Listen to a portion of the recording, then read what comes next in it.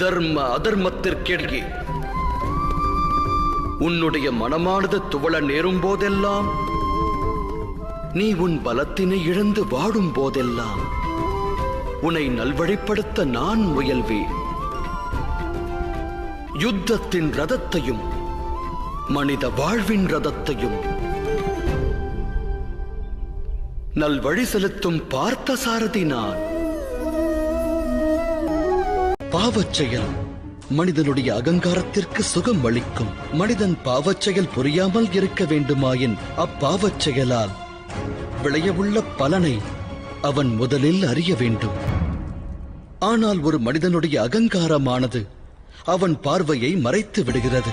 அதர்மைகளுடைய அக்கிரமங்களை, அநியாயங்களை அகிலமானது எந்த அளவு சகிக்கும், அது அதர்மிகளுக்கு எவ்வளவு மன்னிப்பு வழங்கும் எனும் தீர்மானத்தை அகிலமே வகுக்கும்.